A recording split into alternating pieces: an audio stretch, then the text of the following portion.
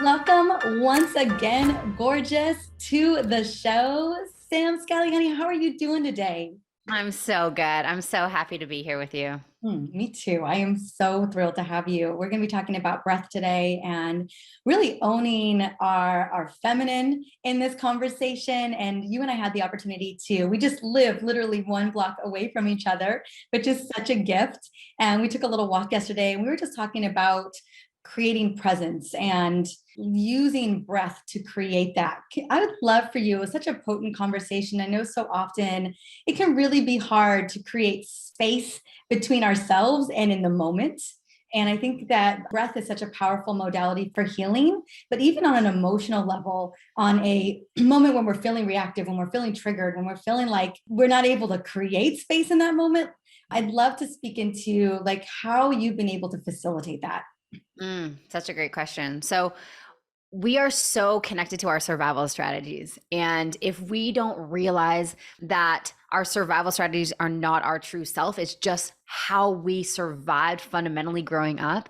When we're so young and so malleable, we talked a lot about Kingston yesterday of like the importance of like really creating a container and like letting him be and creating safety for how he sees the world and attunes to the world, right? If we don't have that as young children, we are going to create survival strategies in order to protect ourselves. And so when we're growing up and say we get really aggressive and that's how we get our needs met because our need was not met through subtle cues from our caregivers. So we end up getting aggressive and like screaming, and then the need is met.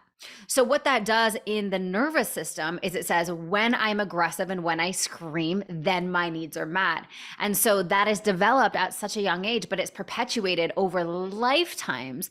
And so if we don't have the awareness, what we think is I am just an aggressive person. We don't realize that that's not actually who we are, but we've developed that survival strategy or that protector so that we can live and get our needs met.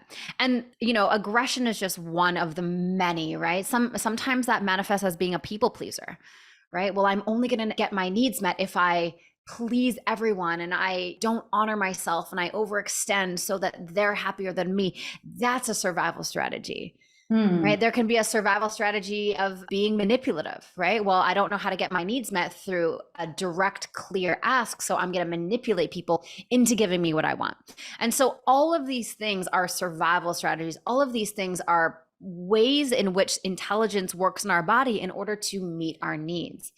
And when we strip down all of the destructive behaviors and the survival strategies and the protectors, what is actually there is just a really important, pure need. Hmm. And so when we're in those moments of the heat, when we're in an argument with our partner, our business partner, or anyone else, and there's that fire that raises in our system, one of the most powerful things that we can do is be a witness. So observation versus identification. So rather than being like, this is just me and this is what I do, and I am just an angry person, it's like, I am noticing the sensation of anger. And as soon as we are aware of it and we're observing it, then we're seeing it from a different vantage point. That's what helps create spaciousness. And then when we add the breath in there, we can really begin to down regulate our nervous system and choose different. So we're not reacting, but we're responding to the things that arise. Because life is lifey and it's going to test us and poke us all day long. Yes, it is. And what I think a lot of people too need to realize is that we can dim this down a lot. But throughout our entire life, these little survival patterns are going to keep popping up. And it's a matter of becoming that witness versus being in the moment. I know that breath for me has been such a big part of it. I remember my husband's dad, his name's Tom. Tom is one of the calmest people I've ever met.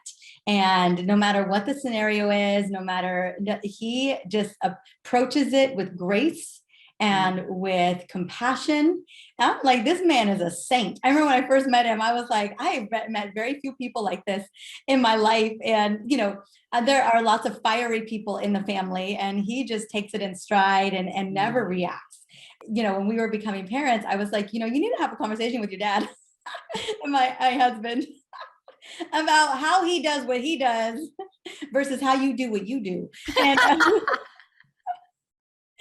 And Alex asked him, like, how is it that you're able to, any circumstance that comes around, whether someone's heated at you or whatever the situation is, you just manage it with poise and grace, and always in a place of service. Like he flips it and turns it around. It's so incredible. I'm like, that's a man who's been working on some stuff. And he says, I just breathe. I breathe. I do breath work all the time, constantly. We should get shirts made that just say, be like Tom. Be like Tom. And I was like that. And he's like, that's the ticket for me. Like I do breath work from morning to night. I'm always doing it. If I'm walking, I'm doing it. If I'm, and he's like, that's just how I've been able to keep this very calm, compassionate, understanding, like just, I can be the observer. Like I'm just breathing through it. And I was like, that is a ninja skill set right there. So I'm going to break this down because I love this. It's so rad. So there's two avenues of breath work, right? So we have what we call at pause integrative breath work. So that's the breath work that Tom's doing while he's walking down the street, while he's working. It's about the circulation of energy in our body throughout the day. If we can get so emotionally constipated to the point where life is happening and we're not processing those like micro traumas that are happening throughout the day. We're just holding them in our body. Right. So if we're holding them in our body and something little happens and we can't control it, we can't stuff it down anymore, we're going to explode. Right. That's why you see road rage. You're not pissed that the guy cut you off. You're pissed because you've had, a decade of not allowing yourself to actually breathe and move energy through the body. So integrative breath work is really amazing for regulating the nervous system throughout the day. It keeps us in our conscious mind, and it allows us to slowly have sips of well-being so that we're not so tangled in our own experience.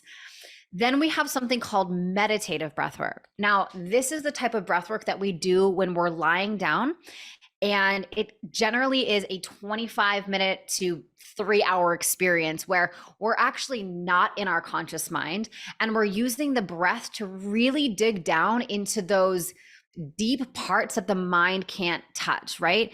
Therapy, when we think about therapy, a lot of it is like we're talking about our problems, whereas we're still in the mental field. In order to sustainably heal the body, we have to bypass the mind and get into the body, and the body actually knows how to heal that trauma that happened when we were 7 years old that we have no memory of, but the body holds the memory. And so that's meditative breath work. And it's powerful, it's intense. I always say start with integrative first and just feel what that feels like in your body. And then if it feels like, okay, I'm ready to go do the deeper healing, then do the meditative. But, we've been given this gift to regulate our nervous systems and calm down and get into our hearts and open our mind. We've just forgotten how to use it. We've just forgotten.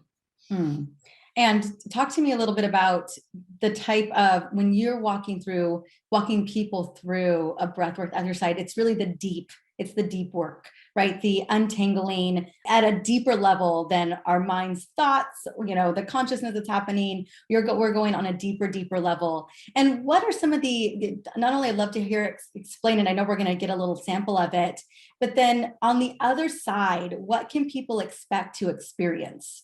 So good. So at any point in time, there's 3 parts of us that is giving us information. So in this moment right now, my mind is giving me information, my emotionality is giving me information, and my intuition is giving me information. So if I am only living in the mind and I'm not connected to my body, so I'm not connected to my emotions or my intuition, then the mind is going to be giving me a narrative that is rooted in survival. Right? Because this is the reptilian brain. It's helping us not die. And so the mind is going to be saying things like, you're not good enough. You have to do everything on your own. You're going to run out of money. This person doesn't love you. Like, be careful of this. You're going to die. It's that feeling of waiting for the other shoe to drop. Right? And that's just the mind. Again, if we observe it and we don't identify with it, then we have power over it. When we use the breath, we begin to get into that second and third area, which is our emotions, our emotionality. The thing with our emotions is they're not predictable. They're up, they're down. If you're empathetic, you're going to take on emotions from other people. And then underneath that is our intuition, which is our source of truth. Our intuition is ours. There's this beautiful visceral yes and visceral no that happens in the body. But if we are too addicted to the mind and too addicted to our emotions, we're not going to experience our intuition. And so the beautiful thing about breath work is we don't have to think about not thinking. We just breathe and the mind releases. We don't have to think about how to release this anxiety, anger, stress, fear, overwhelm, whatever it is in the body. We just breathe and the body knows how to shift it. So what we can expect after the session is this place of clarity, this place of connection to the body, this place where the intuition is so clear, so strong that nothing else is in our awareness. I remember the first time I ever did breath work, it was 13 years ago, and it was in Bali. And it was at a time in my life where I was overcoming disordered eating and body image issues. And I remember after that first session thinking to myself, this is the first time ever that my mind is not racing with all of these anxious thoughts. This is the first time ever where I'm not experiencing this chronic anxiety. This is the first time ever where I actually can, my heart is so open. My body is just so here in the present moment. I'm not worried about the future. I'm not worried about the past. Like, this moment is so rich and so magical. And the beautiful thing is we can get to that state any time of the day. All we have to do is bring our awareness to it, release the mind, open the heart, get back into our bodies using the very thing that's natural to everyone, which is the breath. So powerful. So powerful. After having that experience, it's no wonder you have devoted your life to really bringing this to all of us. You know, being able to be present in the moment and to feel the moment and everything else, the mind's thoughts, the anxiousness, everything that just melts away into the background. It's what it's all about. Oh my gosh. And very rarely do people experience it. It's so rare. And even now, 13 years later, 100,000 breathwork sessions, after every single one, I still am in awe of the beauty of the present moment and what's possible when I just let go, like fully let go of work stress, let go of relationship stress, let go of any sort of stress in my life. And I'm just here with my body. There's this feeling that feels almost intoxicating of like, wow, it just feels so incredible. And from that embodied place of clarity, life just makes so much sense. We create so much unnecessary chaos and drama and overwhelm when we're living in our minds because we're always, again, going back to our survival strategies, the mind is trying to figure out how to survive. That's its main job. Yeah. And so if we think that we're always constantly in stranger danger mode, constantly mode, constantly like, this happened once. Yeah, don't let it happen again. For sure. The other thing is maybe not run in the street when there's cars coming, Yeah, don't do that. Don't do that, right? Common sense. That's a good thing that your brain's like, just, that's not a great idea. Don't put your hand on the stove. Don't run into traffic, all that stuff. Well, after since the 13 years ago in Bali that you have done, breath work probably on the daily, what has been the culmination, like in being in present, definitely coming out of the breath work, but how has that transformed you as a person, as a woman, as a friend, as, someone showing up in the world? Such a good question. It's taught me empathy on a level that I never knew before, and compassion. Like, people talked about empathy and compassion a lot of like, I empathize for you, or I'm compassionate towards you. But being in the body and using the breath, I can feel things to such a deeper level where I can actually attune to people's experience way more than I originally thought. And so that has been so helpful with relationships I remember earlier on in my career when my team would complain about something. And I remember my response would be like, who cares? Get over it. And this has helped me to really be with them and oh, you are going through a human experience right now. And I get why that is hard.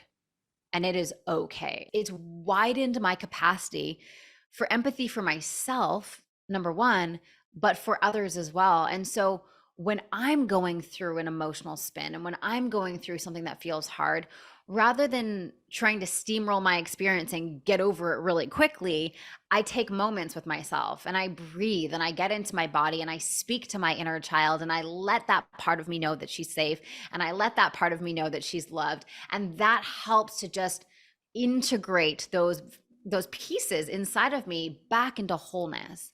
And I talked about this yesterday on Instagram, but I was saying how healing doesn't necessarily take time. Healing takes presence, it takes love, it takes connection, it takes awareness. Of course, the time is going to tick as we're doing that, but just waiting for time to pass and not doing the work, that doesn't work. And so taking those moments, and it doesn't have to take a lot of time. It's like a moment where I'm coming back to my body and I'm choosing to love myself rather than steamroll my experience and just keep going.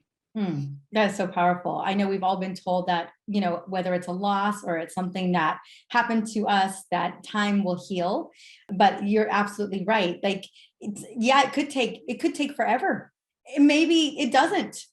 If the work's never there, if the work hasn't been done, or maybe like this, if you're able to integrate into that and clear that trauma, that those emotions connected to it, we can clear that out so quickly. I had a situation happen. I'm not going to share what it was. Something happened to me, and I've had so many friends asking me like, how are you doing? Like, are you, where are you at with this? Like this has happened to me. And it took me years to recover from what it was. And I was like, I'd done some breath work, meditation, and I just got to a place of clearing, of just like, I don't want to operate in a place of suffering or adding sadness on top of sadness on top of sadness. Like, I don't want the narrative of like, because if narrative is just feeding the anger or the sadness, and I'm still stuck in my crappy feelings. You know what I'm saying? And I was like, this isn't where I want to be. This isn't where I want to operate. This isn't where I want to come through. Things do happen to us, yes,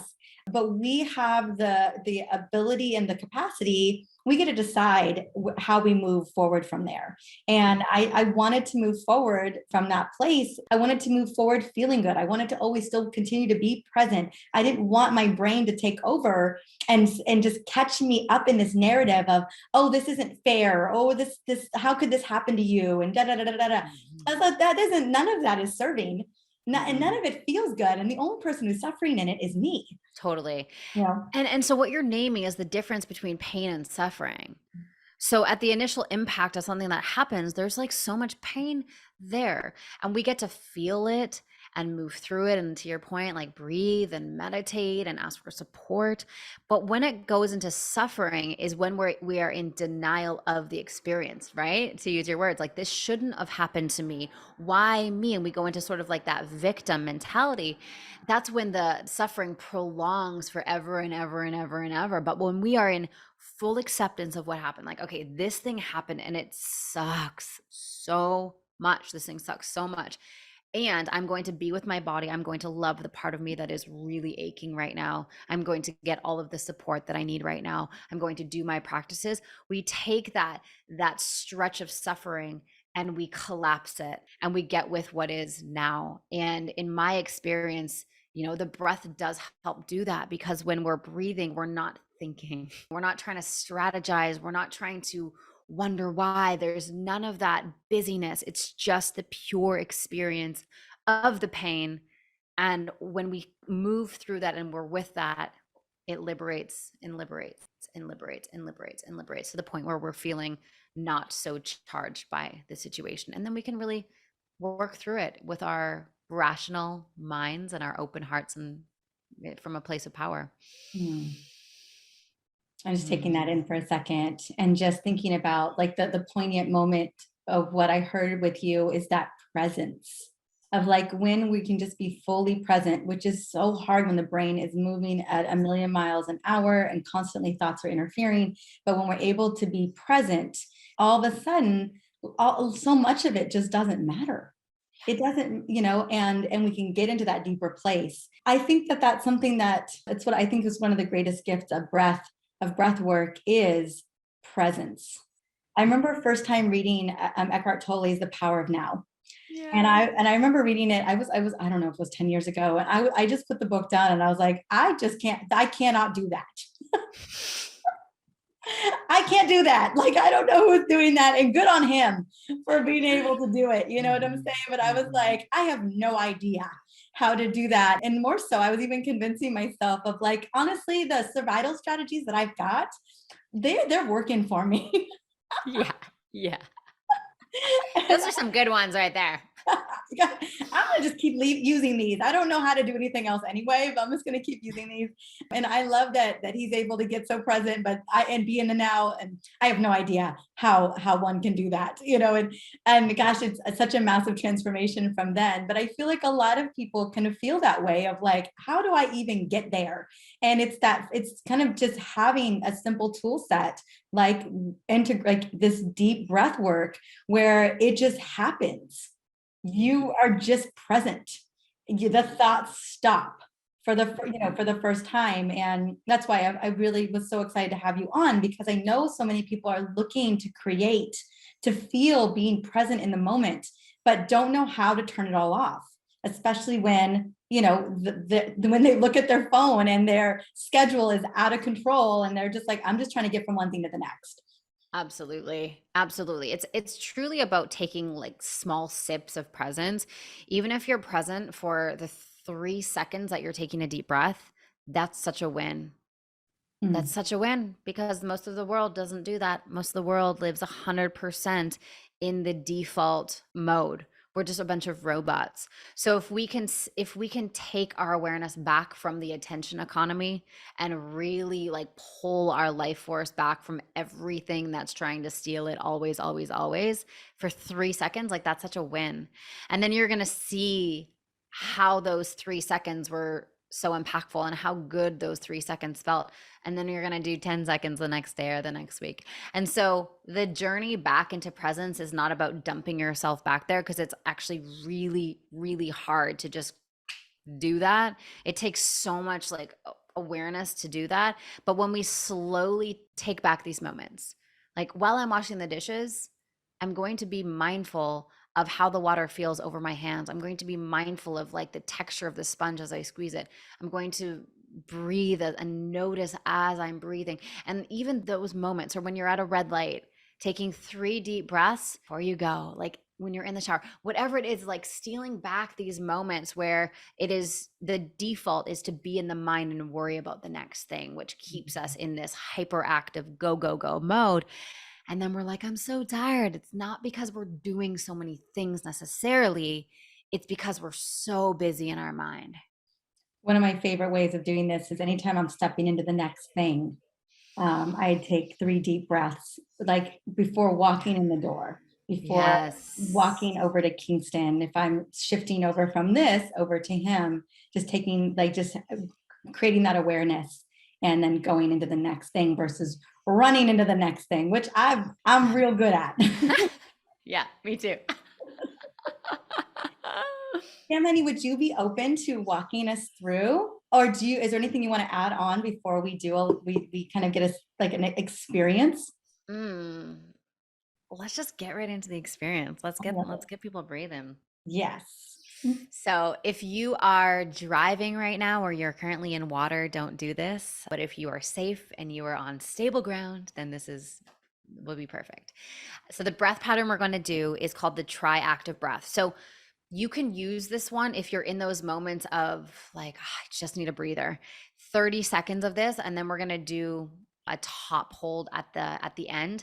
We're going to go a little bit longer than 30 seconds in this experience, but 30 seconds when you're just needing that moment of creating that spaciousness from like the reactivity into the response. This one's a really beautiful one. So we're going to bring the energy, the air into the belly first through the mouth, up into the chest, and then out through the mouth. So it sounds like this. So we're going to cycle that breath. And just remember, if my pacing is a little bit fast for you, slow it right down. If you want to go quicker than me, you can do that as well. You are in control the entire time and you are influencing the breath the entire time. So when you're ready, closing your eyes, dropping your shoulders down, Just taking a moment and scanning the body, feeling how you feel in this moment, just from that place of observation, not attaching to it, just simply observing how you feel. And now, when you're ready, let's start the breath together.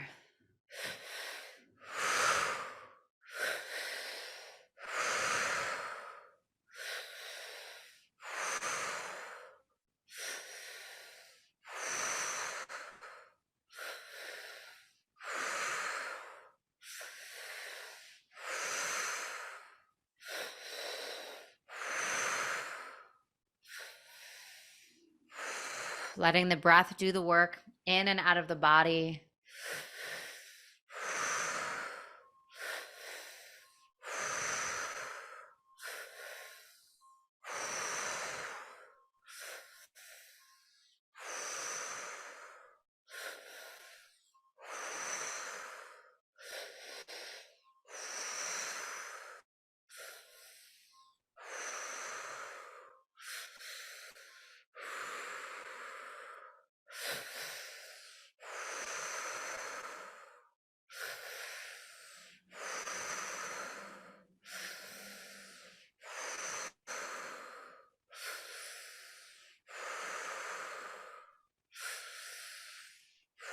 Letting the breath do the work, moving in and out, clearing out anything that feels tight and out of alignment, and breathing in more power, more love, more connection, more contentment.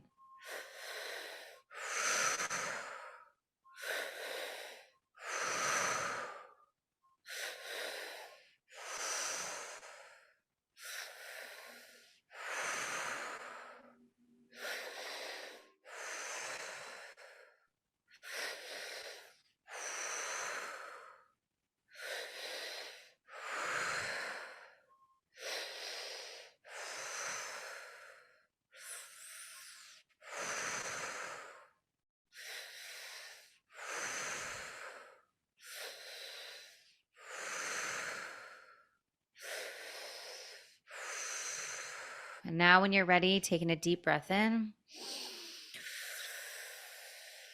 holding the breath at the top.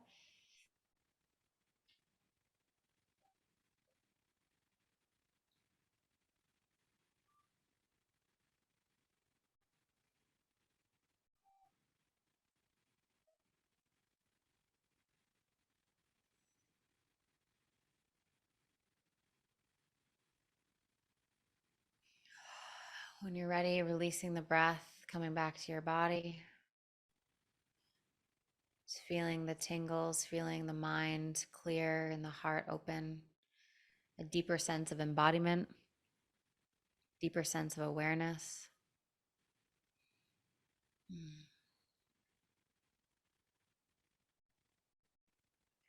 And now, when you're ready, opening up your eyes, coming back into the space.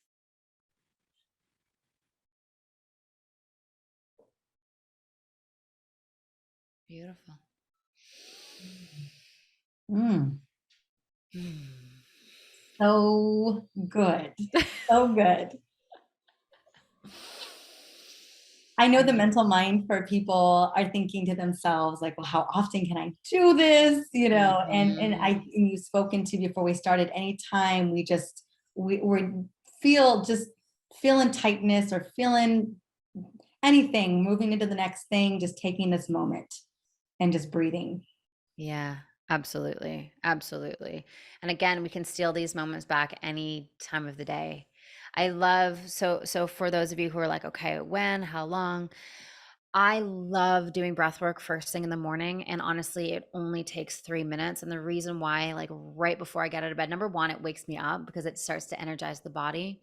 And it also clears anything from my dreamland that has created any sort of overwhelm in my body. So sometimes when we dream, there's all of these things that we're thinking about, and our awareness and our imagination is taking us to all of these different places. Well, that's cultivating and creating energy in the body. So when we wake up, we can kind of already feel that. And if we had like nightmares all night, we might start our day off feeling like a little off or feeling a little weird. And so 3 minutes, just like we did I also love doing 3 minutes with a top hold at the end of my day as well, right before I get into bed.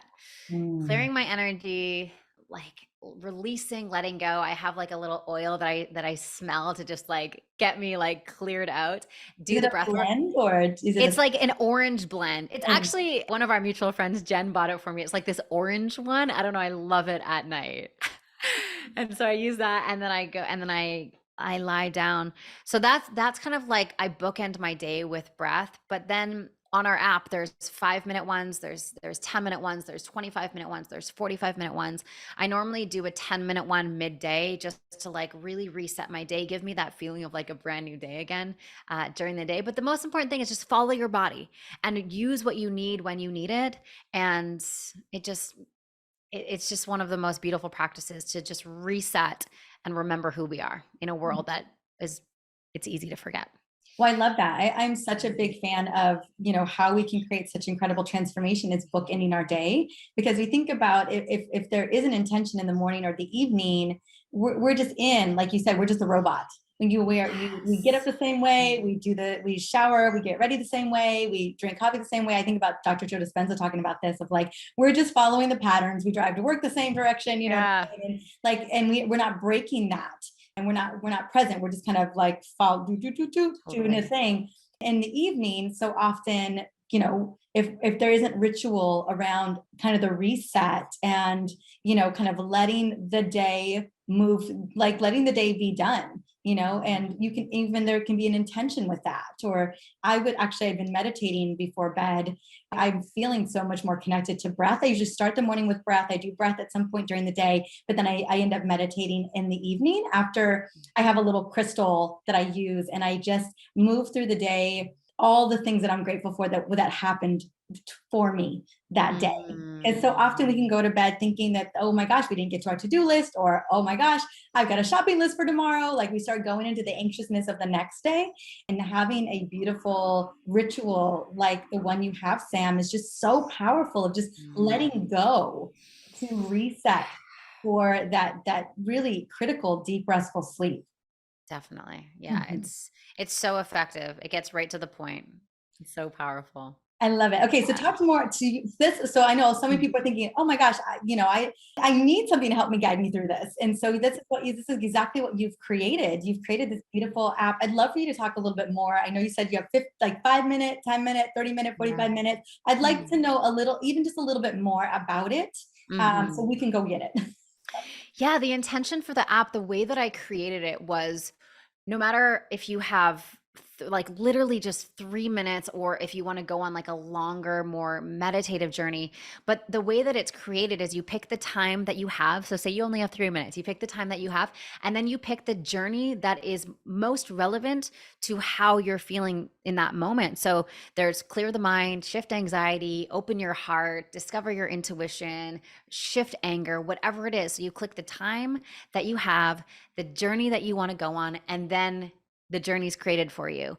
And it's just an easy way to really integrate breath into your day, especially for those moments where you're like, I just want to be led. I just want to surrender and be led, right? Sometimes doing breath work on our own, it's breath work, right? So there is like that element of like needing to do it. So on the app, I created it so that you just can pick whatever you desire, surrender, and just release and relax. And so for your amazing listeners, we have a free month for them so they can try it out for a month. They can do the breath, really get used to what that feels like. And so for those of you who feel called to that, it's pause.live/Dr. Mariza. And that is a code for an entire free month of the app. I'm so excited about this. I want everyone to just stop right now and go and get this app, like right this second. So we have the link in the show notes. It's going to be on the website, but super easy to get to right this second. Go grab it. It's a month free. And I'll tell you, we all have 3 minutes. We all have 5 minutes. And guess what? We all deserve those 3 minutes to just get to reset. Our bodies deserve it. Mm. Our the way that you show up in the world deserves it. This is just such a beautiful gift. Sam, honey, thank you so much. Oh, it's my pleasure. This has been so amazing. Thanks for having me on. Yes, girl, absolutely. It's just how do you have a friend and have this incredible, gorgeous, gift for the world and like not bring it, I was like, yes, come on, please. Can we have this? Can we do this? And so that's where I'm at. Like this has been you have been so transformational in my own life. I just want to bring it to all the women, all the mamas out there, all the caretakers, everyone who's in it right now and are just looking for that moment of presence, that moment of clarity, to just feel good in their body. And I don't know a better modality, and I don't know a better teacher, a better gift giver than you, my dear. Thank you, my love. I fully receive that. Thank you. Absolutely. Thank you. Of course.